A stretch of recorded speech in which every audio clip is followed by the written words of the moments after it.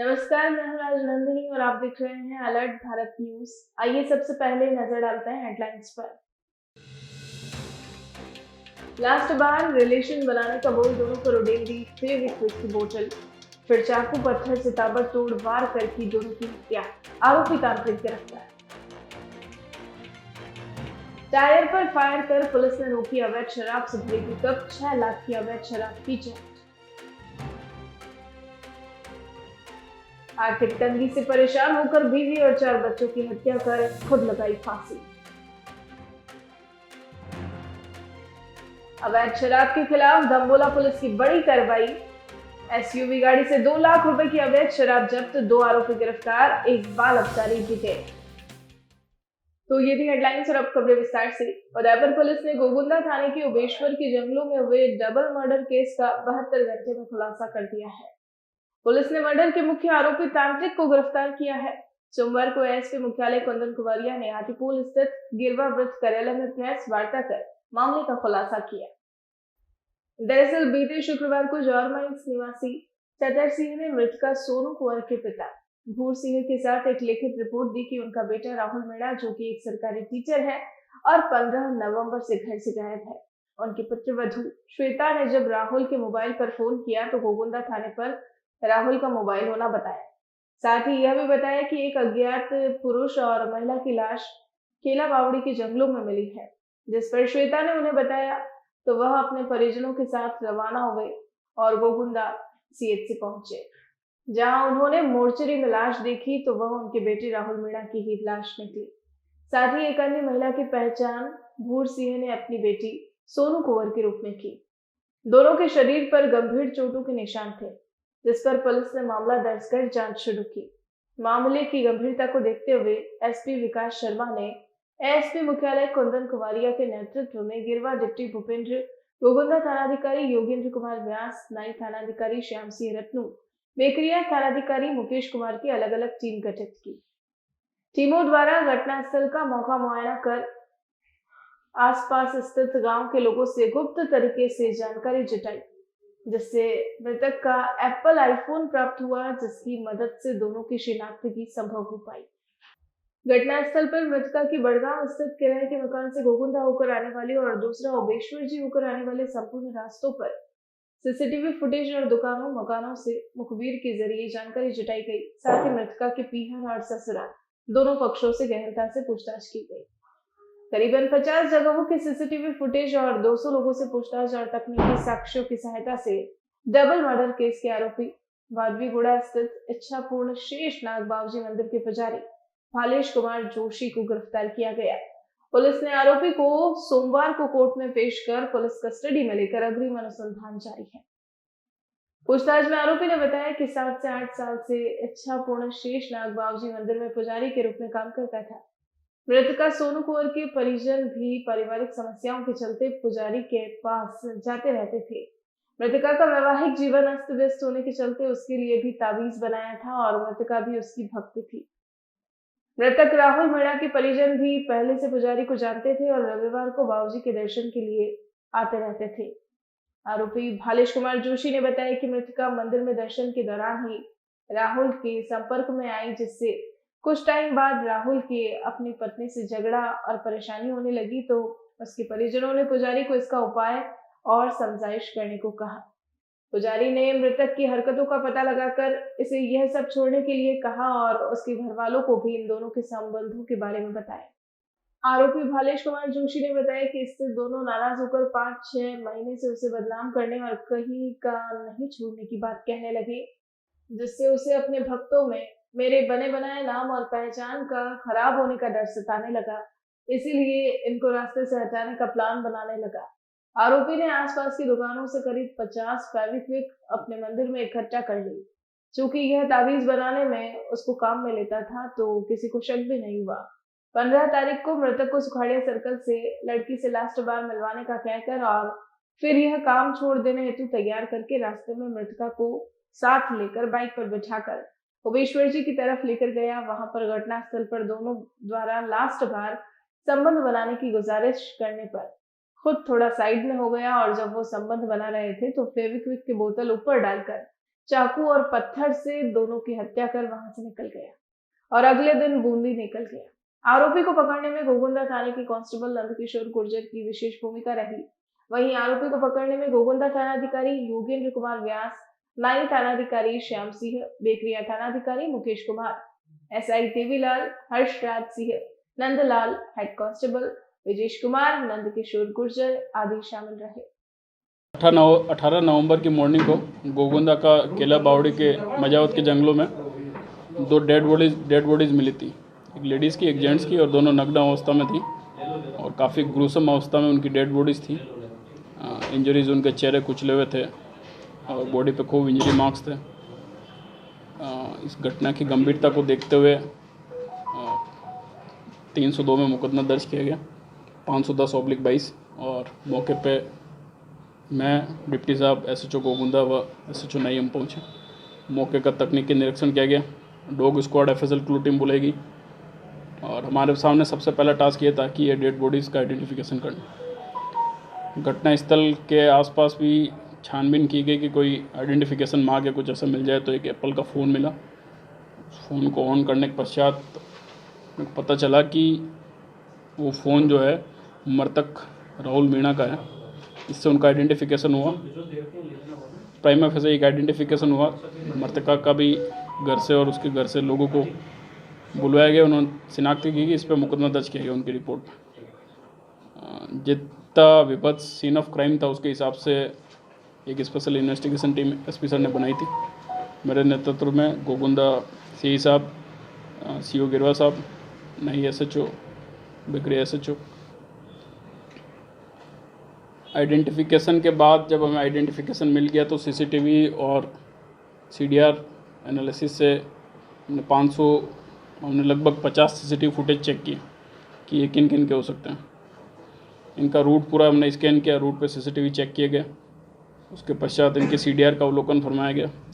उसके पश्चात हमारे पास सीन ऑफ क्राइम पे जितना इमोशनल इन्वेस्टमेंट किया था क्रिमिनल ने उनको मर्डर करने में, उससे वो कोई उनका नॉन पर्सन और कोई उनकी पर्सनल खुन्नस रखने वाला व्यक्ति हो सकता था। तो इस चीज़ को ध्यान में रखते हुए मृतक के घर वालों से, मृतका के घर वालों से हर पक्ष से कड़ी पूछताछ की गई।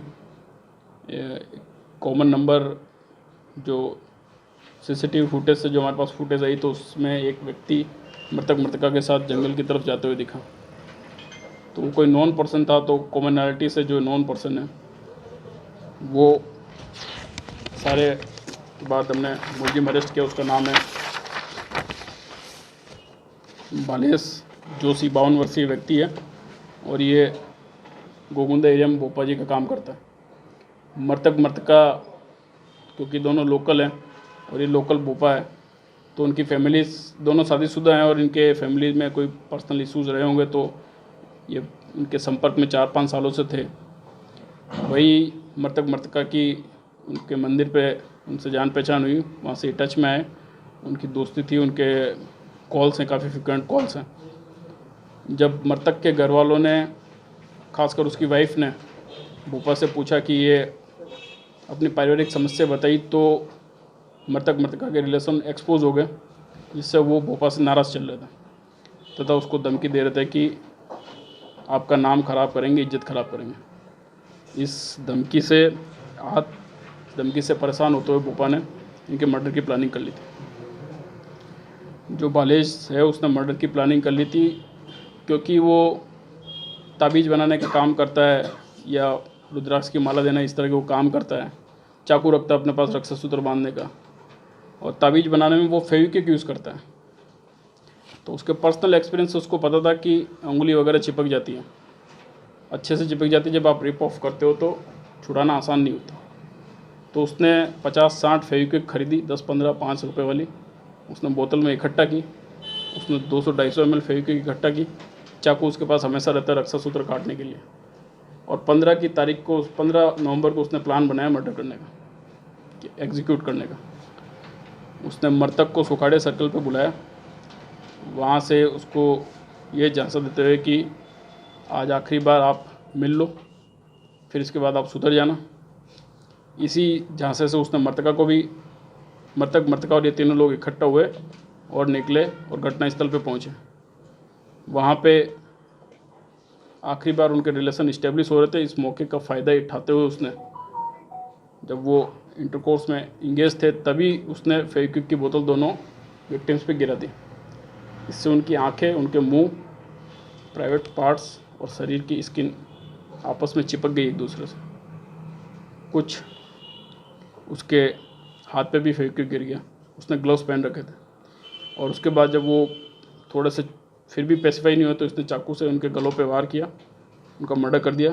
फिर वो गलों पे वार करने से भी नहीं मरे, थोड़ा और चिल्लाने लगे और वो फोर्सफुली जब एक दूसरे से दूर हुए तो इसमें उनकी स्किन एक दूसरे से निकल के एक दूसरे पे चिपक गई और प्राइवेट पार्ट भी रिप ऑफ हो गया।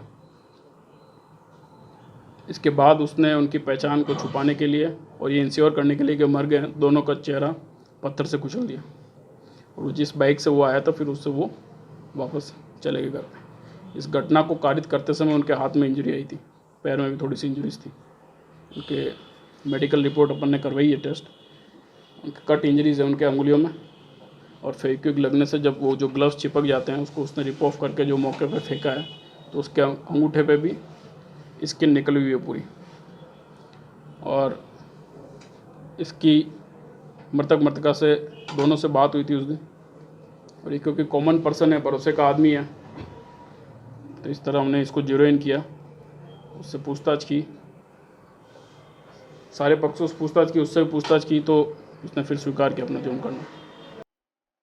गोगुंदा थाना क्षेत्र के जाडोल के गोलनेड़ी गांव में एक ही परिवार के 6 सदस्यों की मौत होने का मामला सामने आया है। प्रथम दृष्टया आर्थिक तंगी से परेशान होकर व्यक्ति ने अपनी पत्नी और 4 बच्चों की हत्या की और उसके बाद खुद ने आत्महत्या कर ली। फिलहाल पुलिस मामले की जांच में जुटी है। एसपी मुख्यालय कुंदन कुमारिया ने बताया कि उदयपुर जिले के गोगुंदा थाना क्षेत्र में सोमवार को एक ही परिवार के 6 लोगों की मौत का मामला सामने आया है, जिसमें 4 मासूम सहित पति पत्नी का शव घर में मिला। कुमारिया ने बताया कि सूचना मिलने पर पुलिस मौके पर पहुंची, जहां प्रकाश गमेती और उसके 3 बेटे गणेश, पुष्कर और रोशन फंदे पर लटके मिले। वहीं महिला अपने 4 महीने के बच्चे गंगाराम के साथ बिस्तर पर मृत मिली। पुलिस ने शवों को मोर्चरी में रखवाया। मामले की सूचना पर एसपी विकास शर्मा पहुंची और मौका मुआयना किया। प्रथम दृष्टया आर्थिक तंगी से परेशान होकर प्रकाश गमेती द्वारा बच्चों और पत्नी की हत्या करने के बाद खुद फंदे से लटक कर आत्महत्या करने की बात सामने आ रही है। वहीं पुलिस मामले की अग्रिम अनुसंधान में जुट गई है। खुद बता रहे थे टोटल 6 डेड बॉडीज़ मिली हैं। 6 डेड बॉडीज़ में से एक महिला की है। फैमिलीज़ हैं सारी, हस्बैंड वाइफ और उनके 4 बच्चे। प्रकाश गमेती हस्बैंड है 30 साल की, उनकी वाइफ है दुर्गा गमेती, उनके 4 बच्चे हैं। 4 बॉडीज़ हैंगिंग पोजीशन में और 2 ग्राउंड पे लाइंग पोजीशन में। तो क्या उम्र है बच्चों की? बच्चों की उम्र, बड़ा वाला एक बच्चा 8 साल का, एक 5 साल का, एक 3 साल का और एक 3-4 महीने का। प्रथम दृष्टया scene of crime internal matter लग रहा है, बट फिर भी FSL clue team, mobile investigation unit और डॉग स्क्वाड तीनों हमने मौके पर भेज रखी है। जो भी टेक्निकल एविडेंस जिस हिसाब से आएंगे उस हिसाब से अनुसंधान किया जाएगा। मौके की गंभीरता को देखते हुए SP सर भी हैं, IG सर भी अभी तक क्लोज सुपरविजन बनाए हुए। वगैरह कोई रिकवर हुआ है वहाँ से, या पड़ोसियों के द्वारा क्या इनिशियली क्या पता चला? इनिशियली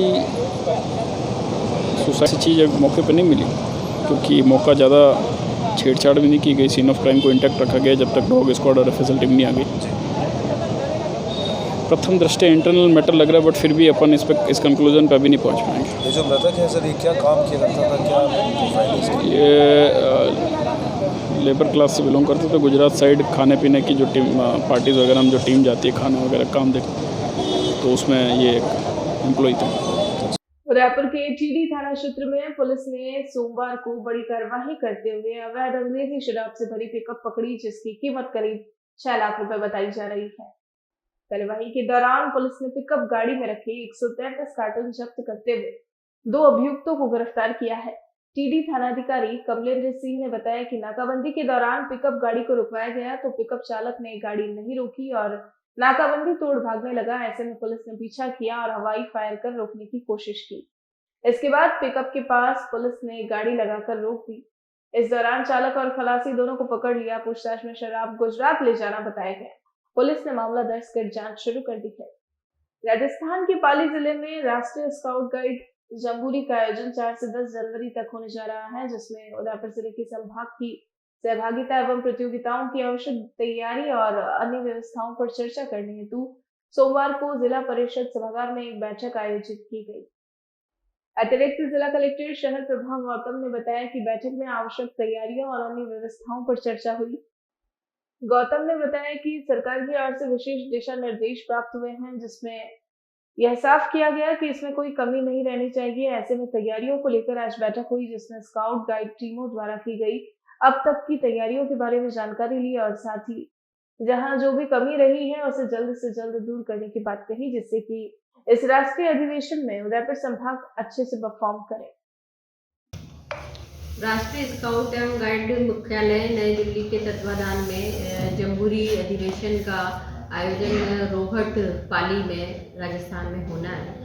जनवरी मंथ में ये प्रोग्राम आयोजित किया जाएगा और ये हमारे लिए गौरव की बात है कि राजस्थान इसका प्रतिनिधित्व इस पर कर रहा है। इसमें न केवल राष्ट्रीय बल्कि नेबरिंग कंट्रीज़ के स्काउट गाइड्स भी पार्टिसिपेट करेंगे और जैसा कि राज्य सरकार की गाइडलाइन है और राष्ट्रीय स्तर से हमें गाइडलाइन प्राप्त हो रही है, तो इसके लिए टीमों का पंजीकरण और उसके बाद में उन टीमों के द्वारा क्या गतिविधियां की जा रही, तो उसके लिए एक विशेष तैयारी करवाई जा रही है। उसी के क्रम में आज मीटिंग आयोजित की गई थी कि अभी तक कितना काम हो चुका है, कहाँ पर कमियां हैं, उसको आइडेंटिफाई करके उनको फ्लैग करते हुए उन कमियों को पूर्ति कराना और बेस्ट हम परफॉर्म करें। उदयपुर मंडल को काफ़ी जिम्मेदारियां इसमें दी गई है और मेरा मानना है कि उदयपुर चूँकि ट्राइबल प्रतिनिधित्व भी करता है, ट्राइबल बैंड का भी प्रतिनिधित्व करता है, काफ़ी अच्छी तैयारियां अभी तक हमने कर ली हैं। कुछ कमियां जो हैं वो आइडेंटिफाई होके उस पर भी अच्छे से काम कर लिया जाएगा। तो हम चाह रहे हैं कि लगभग 1 महीना अभी बाकी है,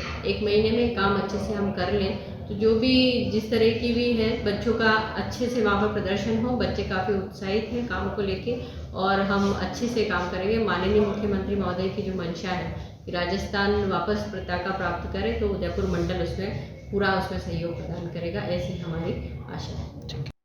बुलेटिन में फिलहाल वक्त चला है एक छोटे से ब्रेक का, ब्रेक के बाद फौरन हाजिर होते हैं।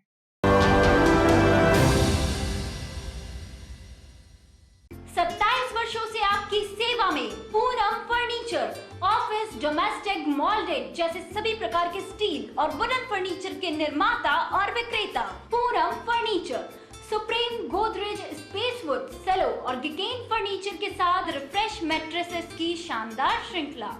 अपना घर सजाने के लिए कैश की चिंता छोड़ दीजिए।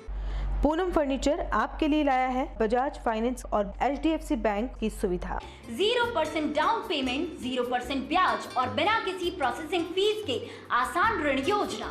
हॉस्पिटल, होटल्स, कॉलेज, कॉर्पोरेट और सभी तरह के गवर्नमेंट एवं नॉन गवर्नमेंट इंस्टीट्यूशन में टर्न की प्रोजेक्ट्स के विशेषज्ञ। उदयपुर का एकमात्र 3 मंजिला भव्य फर्नीचर शोरूम। शादी के विभिन्न पैकेज की विशाल श्रृंखला। 21,000 से लेकर 1,51,000 तक पैकेज उपलब्ध। 37,500 में 11 item, double bed box, side table 2, अलमारी, सिंगल डोर, गद्दे, तकिए, बेडशीट, कंबल set, centre table 4x2, dressing table, बाजोट, कुर्सी 4, यानी आपके बजट में आपकी चाहत का फर्नीचर। घर के आंगन से लगे ससुराल का हर कोना। पूनम फर्नीचर के बिना बेटिया ससुराल न जाए। एक बार पधार कर सेवा का मौका अवश्य दें। पूनम फर्नीचर, सेक्टर 5, हिरन Mangri, main road, Udaipur.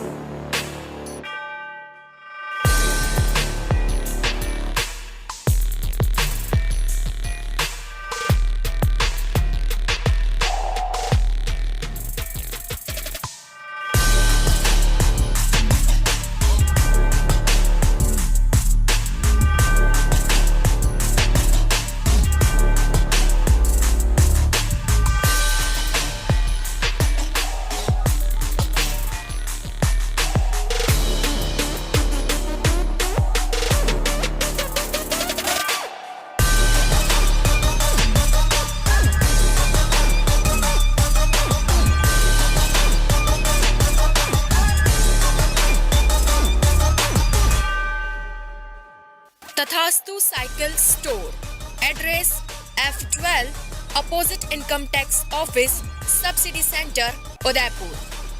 Phone number 9414263435।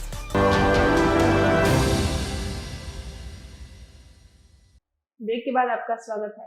रविवार को उदयपुर में जिला स्तरीय वेट पावर लिफ्टिंग का आयोजन लवकुश स्टेडियम में किया गया, जिसमें जिले के 30 से ज्यादा प्रतिभागियों ने हिस्सा लिया। अलग अलग कैटेगरी में हुए इस आयोजन में 102 किलो कैटेगरी में उदयपुर की हिरण मंगई सेक्टर 14 निवासी नामित ने प्रथम स्थान हासिल किया। 2.5 साल की मेहनत के बाद नामित ने ये मुकाम हासिल किया है। नामित ने अपनी उपलब्धि का श्रेय अपने परिवार और कोच को दिया। साथ ही नामित ने कहा कि आने वाले समय में अगर उन्हें स्टेट लेवल और नेशनल लेवल में जाने का मौका मिला तो वे वहां जाकर भी अपने शहर और देश का नाम रोशन करेंगे। उदयपुर में सोमवार को लव जिहाद जैसे मामलों में कठोर कानून बनाने के संदर्भ में समस्त सनातन धर्म के बैनर तले जिला कलेक्टर को ज्ञापन सौंपा गया। ज्ञापन सौंपने पहुंचे लोगों का कहना है कि हमारे देश में पिछले कुछ वर्षों से धर्मांतरण और लव जिहाद जैसे संगीन मामले बहुत तेजी से बढ़ रहे हैं और विशेष समुदाय के लोग हमारी बहन बेटियों को फंसाकर दरिंदगी पूर्ण कार्य और लिखमलीन करते हैं। हिंदू धर्म की लड़कियों को इतना प्रताड़ित किया जाता है जिससे वो आत्महत्या करने को मजबूर हो जाती है या फिर उसे विशेष समुदाय के लोग मार देते हैं, जैसा हाल ही में श्रद्धा के साथ हुआ है।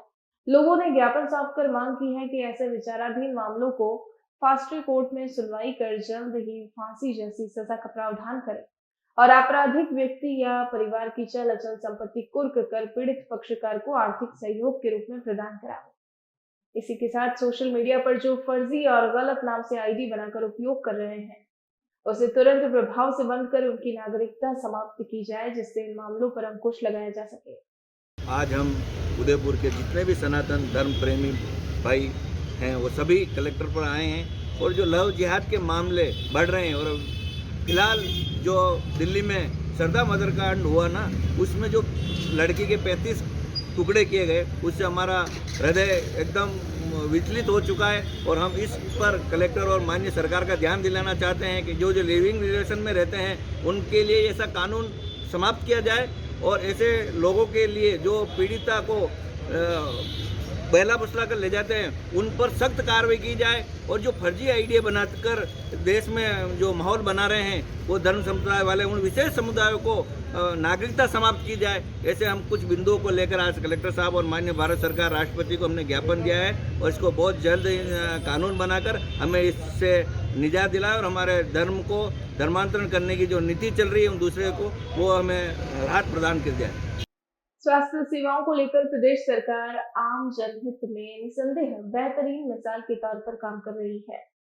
इसके चर्चे देश के अन्य राज्यों में भी सम्मान के साथ होते आ रहे हैं, लेकिन जनजाति बहुल जिले डूंगरपुर के आर्थिक रूप से पिछड़े लोग सरकार की तरफ से दी जा रही निःशुल्क चिकित्सा सेवा और दवाओं के बावजूद जरूरी दवा के लिए अस्पताल प्रशासन बाहर केमिस्ट की दुकान पर जेब से पैसा खर्च कर दवाओं को खरीदने को मजबूर करते हुए दिखाई दे रहे हैं।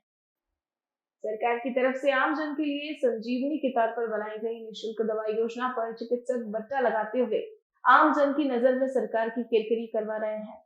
ऐसा ही कुछ डूंगरपुर जिले के सबसे बड़े अस्पताल हरिदेव जोशी सार्वजनिक चिकित्सालय में आंखों के इलाज के लिए आ रहे मरीजों के साथ हो रहा है।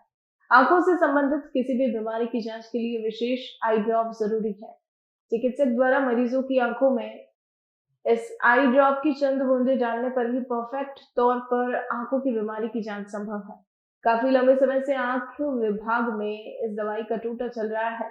नियमों को ताक पर रखकर डॉक्टर मरीज को सरकारी पर्ची पर लिख कर बोलते हैं बाहर किसी केमिस्ट की दुकान से खरीद कर लिया, जिसमें क्षमता होती है उस आई ड्रॉप को बाहर केमिस्ट की दुकान से खरीद कर लाकर अपनी आंखों की जांच करवाने में कामयाब हो जाता है। तो वहीं जिसकी जेब उस आई ड्रॉप को खरीदने की इजाजत नहीं देती, जिसे नियमों की जानकारी हो, उसे चिकित्सक 15 दिन बाद दवा आने पर जांच होने की बात कहकर रवाना कर रहे हैं। जनरल हॉस्पिटल गया था हरिदेव जोशी, वहाँ पर मेरी आंखों का टेस्ट कराने के लिए, आई साइट के लिए, तो टेस्ट करवाने के लिए एक दवाई लिखी डॉक्टर ने, डाइल्यूट करने के लिए, आंखों को चेक करने के लिए दवाई डालनी पड़ती है। वो दवाई लिखी तो फिर अपने जो गवर्नमेंट जो दवाइयाँ प्रोवाइड करती है उस सेंटर पे गया, वहाँ जाके पता चला कि जो दवाई जो लिखी है वो है ही नहीं वहाँ पर, और उसके बदले अल्टरनेट दवाई दी जो कि कारगर नहीं है इतनी।